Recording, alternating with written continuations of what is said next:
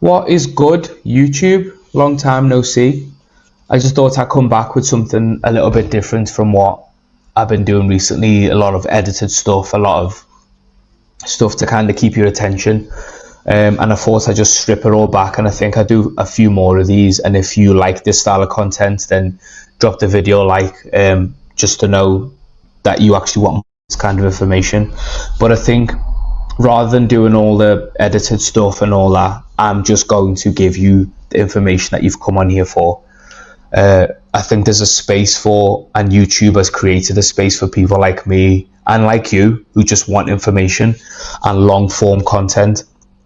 You can go on Instagram and TikTok to get other bits of content, but for long form content on YouTube, there's a space and a place that's been created for unedited information that is just giving you what you want without all the glitz and glamour. So I thought I'll do that today, and this is for people who are like where I was a couple of years ago, people who are a bit confused with all the different types of running jargon and slang that we hear, especially with how big like Hyrox and hybrid training has become. And you hear so many people talk about tempo runs, interval runs, zone 2 runs, conversational runs, threshold runs, compromise running. There's so much and so many different jargons that's out there around running, that I wanted to kind of touch on it. And if you're confused, I don't blame you. I was there. I was confused. My head was spinning hearing all this stuff that people were saying. So I thought, why don't I come on here and kind of silence that noise a little bit, and again remove the myth that I thought of. If you want to get better at running, you just simply run more, and it's not like that at all. And I found out the hard way. Soreness, picked up stupid injuries, and then thought the solution was going out there and finding like my running shoes are wrong, inner soles are wrong, even down to my socks. I started really starting to obsess about like, am I wearing the right socks? Have I got enough cushion? Is it the type of shoes I'm running in? Is it my gait? Am I too heavy? Whatever, all those stuff. And all of those stuff does play a role, but it's only 1%. And I think you actually need to find out, and I found out the hard way, that there is a method behind the madness. So I'm going to be the man in the lab coat from my own experiments, and I'm going to give you kind of the ways that you can avoid all of the mistakes that I made and get your head around all of this jargon that's around running. Because if you are getting into hybrid training, it's something that will be a big part of your world now. So just a bit of proof, just to show that I've got a little bit of skin in the game. The picture to my left is me on January the 1st, actually. January the 1st, 2025, I set out on a mission to get better at running. Not just to run longer, but to run faster, to be more efficient in my running. And I made it my mission to make other people who are like me also experience this freedom with the jargon, and also the limiting belief that I had around I can't ever be a good runner. So this was January the 1st, and I had to do some interval runs, which we'll come onto in a second, of 6 by 1250 meter runs with a 2 minute rest in between. And I was doing that at around 7.02 kilometer pace, which just means that it was taking me around 7 minutes ish to complete a kilometer. Quick little side note here. Paces. People get obsessed with them. People get embarrassed by them. I know I was. I wouldn't share my Strava link at the start because I was embarrassed of the paces I was running at compared to other people.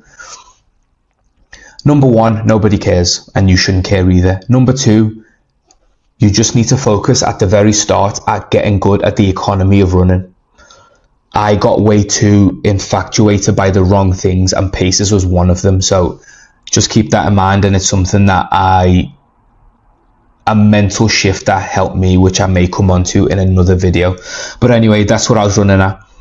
Fast forward around 6 months ish later, and in the last week of the testing phase, week 8, I was running a 7.5k at a pace of 4:52. So it was taking me around 4 minutes 52 seconds to run a kilometer, which is night and day compared to 6 months previously in January. And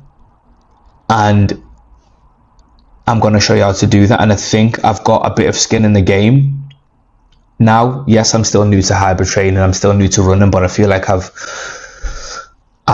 clocked up the miles over that period of time. So I feel like I've got a little bit of skin in the game to help you as well.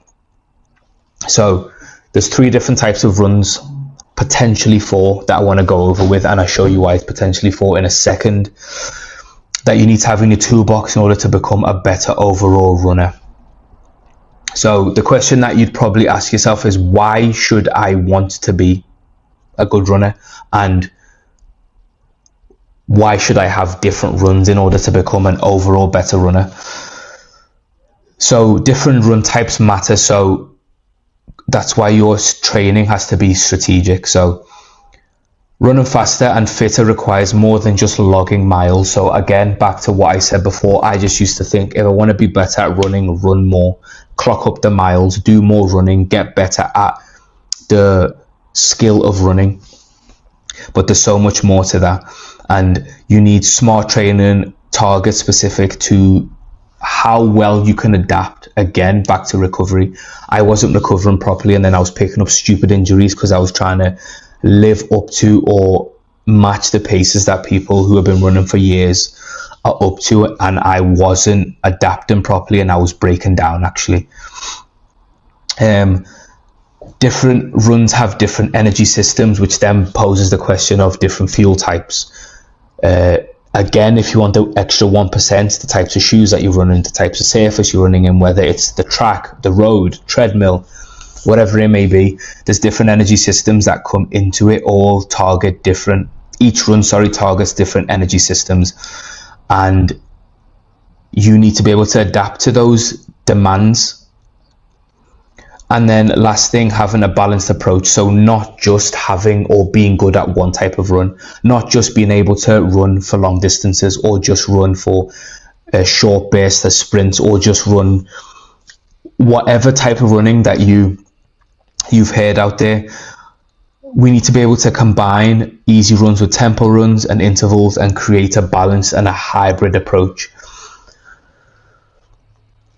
So we're going to talk about that as well. So to start off with the one that you've probably heard of the most, and that is your interval runs, your zone 2 easy runs. So what do I mean by that for people who aren't aware of the terminology? So all that means is you running at a conversational pace. So you going out with your mates, or even by yourself, and just being able to run at a pace where if you at any point was to have a conversation, you wouldn't be out of breath. And I call this the foundation of your running, or the foundation of your fitness. And if you think about it as a pyramid, the zone 2 or easy runs are the bottom of this pyramid, and will therefore make up the largest amount of this overall running capacity that we have. You want this to be the largest and the most runs that you do in a week to be zone 2 easy zone 2 runs, and for it to be the foundation of everything else that you build off from there. It's your foundation. So how I describe a conversational pace is, if you don't have like a heart rate monitor, or you're not adept at running, it's 60 to 70% of your maximum heart rate is that zone 2, but I just call it a conversational pace. Just a pace that you can run where you can have a conversation with people without gasping for air, essentially. So like I said, the benefits of this is it's going to build your base first of all, and your cardiovascular strength. It's going to improve fat metabolism and metabolic efficiency. Again, these are physiological adaptations that will happen by you running zone 2 runs or easy runs. Your endurance and the capacity of your running economy. So what that means is just spending time on your feet. For people, your actual cardiovascular endurance might be in a good place, but not a lot of people have spent time on their feet and just clocked up the miles in terms of getting used to how your body feels, your muscles, how they're working. You start to pick up other little injuries if you don't have time on your feet. So having a prolonged run and making that the base of your runs then makes your running economy a lot smoother. Your gait gets a lot better. The way that you run, how you utilize fuel essentially. And also you can use these zone 2 runs after you've had like hard days of, especially if you're doing strength training as well and like high intensity training, you can start to use these as recovery tools as well between hard sessions, which I do as well. So an example of this can look like a comfortable, I've put it in miles here, you can convert it to whatever you want to, miles, kilometers, just an easy pace. Even if you don't want to do it in terms of mileage, you can do it in terms of minutes, so 40 minutes, an hour, and just taking all pressure off how far you run and just getting time on your feet, building that base. And even better, if you do it with people, you can actually test out that you're in a conversational pace. And I would make these runs, if you're doing 3 runs a week, I'd make this around 70 to 80% of your weekly mileage in that week. Now let's start to get into a bit more of the technical stuff. So the next bit I'm going to go on to is the tempo runs and the comfortably hard runs.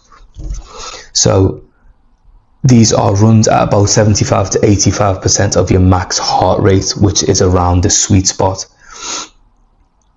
And this is where your body efficiently clears lactic acid while maintaining speed. So if this is your base and your zone 2 run and your conversational pace, and at the top end you have your intervals, this is somewhere in between. It's where it's a little bit more harder than a conversational pace, but not hard enough to where you can't maintain it for a prolonged period of time. So you must be able to sustain this effort for it to be classed as a tempo run. And it's working at a challenging pace for about 20 to 40 minutes. Now, some people will have distances here, but again, if you're a beginner and you want to take that pressure off, then just do it timed. And it's controlled in this way to avoid complete exhaustion or going right up to that threshold. Now, what these tempo runs do, they improve your body's ability to clear lactate, enhancing speed, endurance, and working on some of those race paces that you'll be working at if you're doing a running race, or we'll come on to things like a HYROX later on. So again, an example of this is after you've done your warm-up, is running at 20 minutes at a pace where talking becomes difficult but still possible. And you're running at round about your 10k race pace effort. So it's just a little bit faster than a conversational pace, but not as fast as like your 5k pace, for example.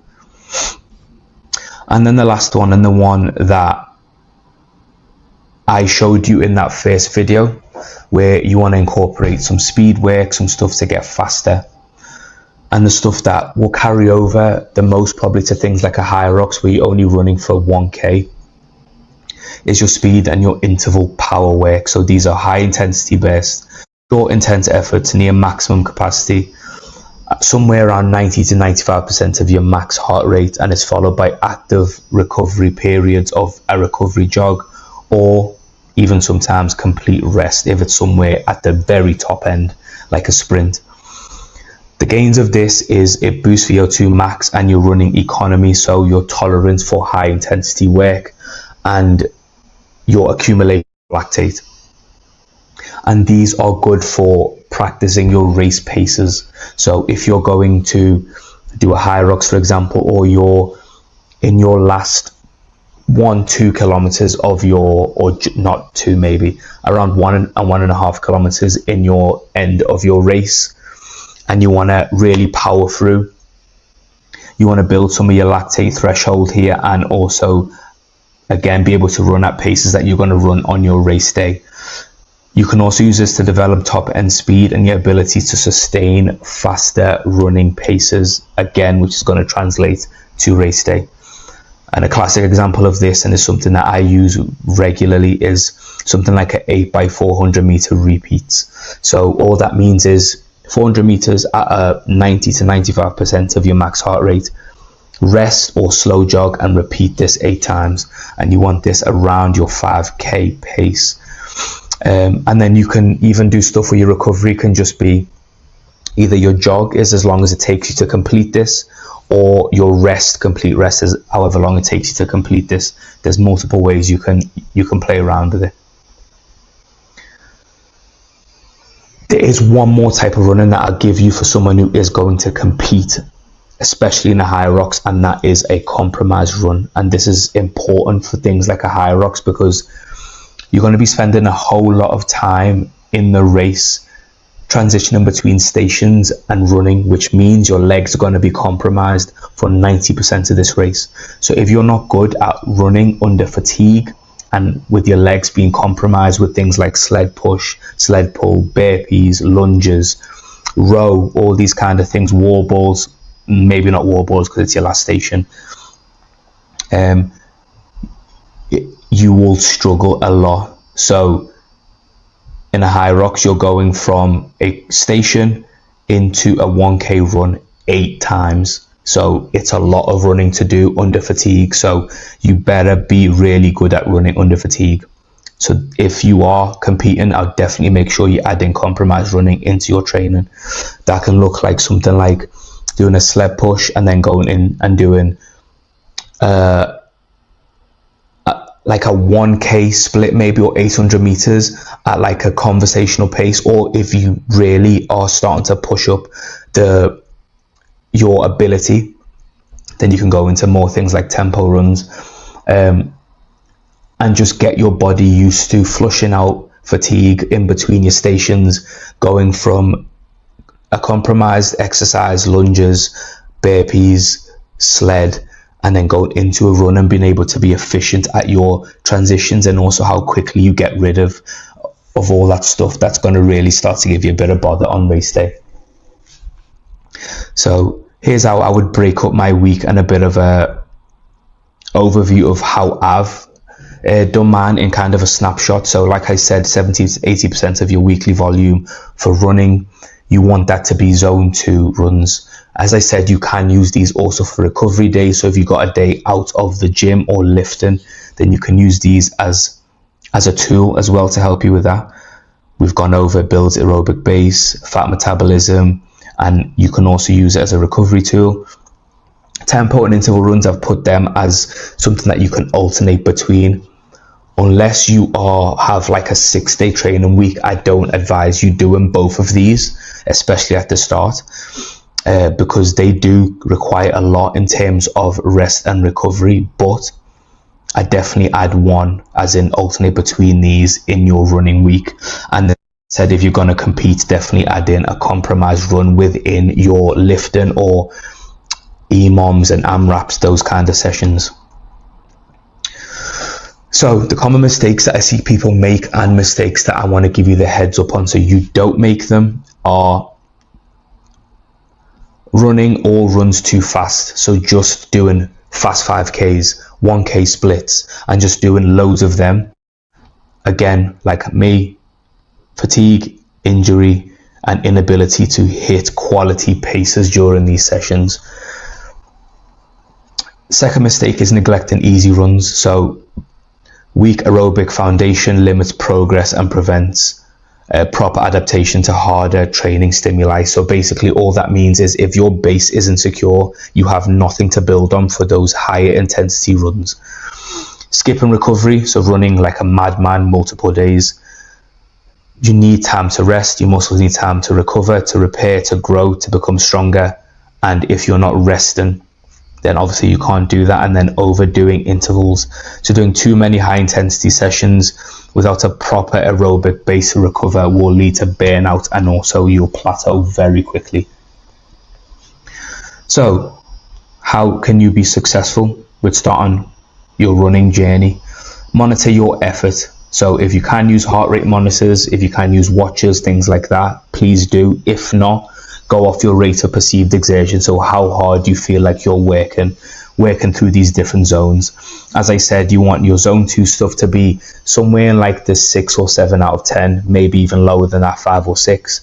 Your tempo stuff to be at 7 or 8, and then your interval stuff to be at around 9 or 10.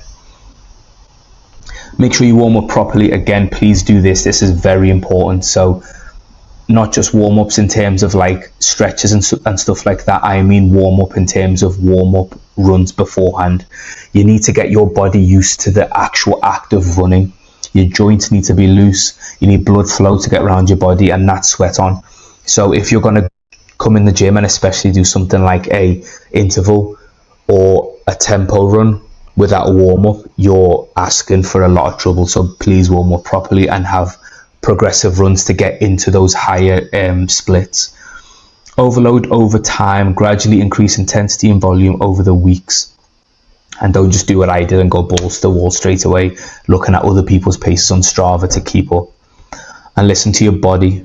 Prioritize consistency over speed, especially at the start, and adjust your training based on this. So other stuff you're doing outside of running, so you're lifting, your recovery, make sure you put that around your training and make sure that it all fits in.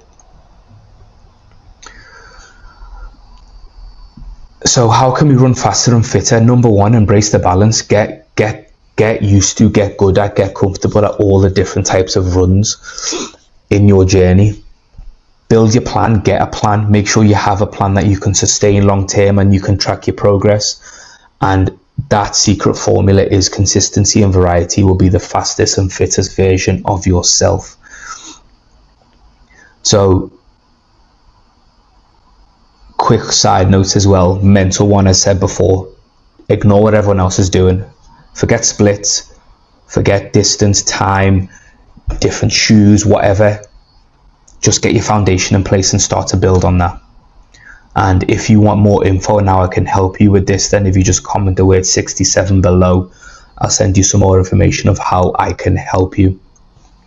Hopefully that was helpful. Hopefully you got a lot of tips and tricks and nuggets in there that you can yourself go and use. And for now, I'll see you later and I'll catch you on the next one.